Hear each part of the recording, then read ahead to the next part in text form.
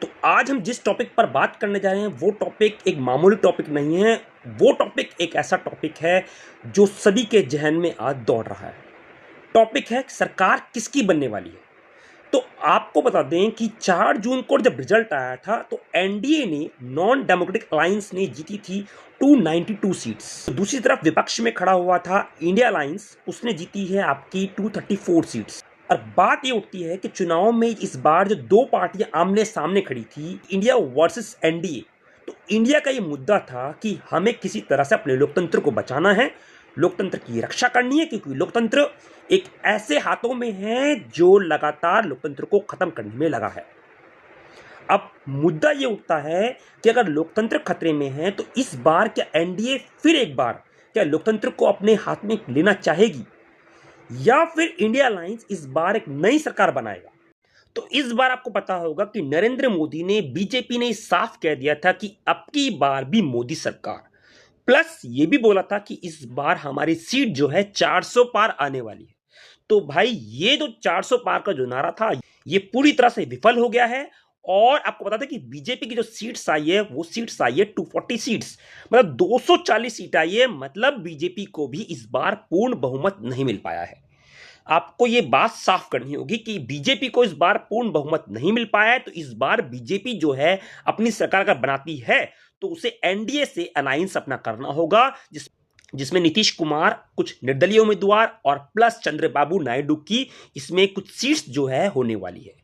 अगर India alliance को इस बार अपनी सरकार बनानी है तो इंडिया अलायंस को इस बार जो है नीतीश कुमार, चंद्रबाबू नायडू और प्लस कुछ निर्दलीय उम्मीदवार को अपनी तरफ लेना होगा, तब जाके इंडिया अलायंस की सरकार जो है बनने वाली है। अब बात यह उठती है कि इस बार जो लोगों ने वोट दिया था वो इसलिए नहीं दिया था कि इंडिया अलायंस जो है विपक्ष में खड़ा हो। इंडिया अलायंस को इसलिए वोट दिया गया था कि इंडिया अलायंस एक मजबूत सरकार बनाएगी, लोकतंत्र की रक्षा करेगी और प्लस लोगों की आशा के ऊपर खड़ा उतरेगी। तो एक बार फिर एक मुद्दा उठकर हमारे सामने आया है। हम लोग दो पहलू के बीच में फंस के रह गए हैं कि इंडिया अपनी सरकार बनाती है या एनडीए। आपको बता दें कि लोगों ने जिस तरह से इंडिया अलायंस को वोट दिया था उससे बात स्पष्ट हो चुकी है कि इस बार लोग मोदी को सरकार बनाना नहीं देना चाहते।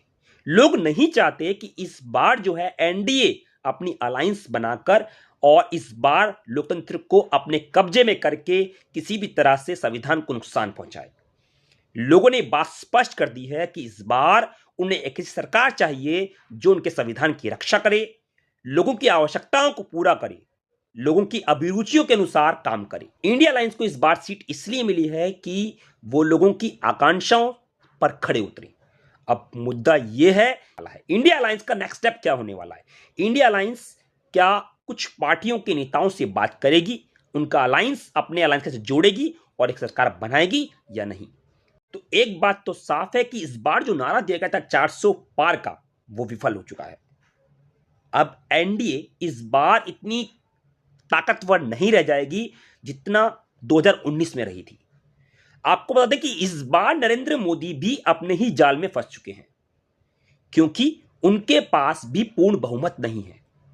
अगर वो सरकार बनाते हैं एनडीए अलायंस के साथ जुड़कर, तो आपको बता दें कि इस बार अगर एनडीए अलायंस से जुड़ते हैं तो चंद्रबाबू नायडू, बहुत सारे ऐसे उम्मीदवार हैं जो कभी भी पासा जो है पलट सकते हैं और नरेंद्र मोदी को अपनी सीट गंवानी पड़ सकती है। मतलब इस बार जो चुनाव है, क्या ये चुनाव कुछ समय के लिए हुआ है या प्रधानमंत्री कुछ समय के लिए बनेंगे या उन्हें अपना पद छोड़ना पड़ेगा। बात यह है कि इस बार जनता की जीत हुई है, जनता ने इंडिया अलायंस को जिताया है। तो इंडिया अलायंस का नेक्स्ट स्टेप क्या होने वाला है। लेकिन यह मुद्दा साफ हो चुका है कि इस बार इंडिया अलायंस वर्सेस एनडीए एक बहुत बड़ी लड़ाई हो चुकी है। आगे देखना है हमें कि इस लड़ाई में जीत किसकी होगी, आम जनता की या फिर उस डिक्टेटरशिप की जो तानाशाही बनकर सरकार में बनना चाहता है। जय हिंद।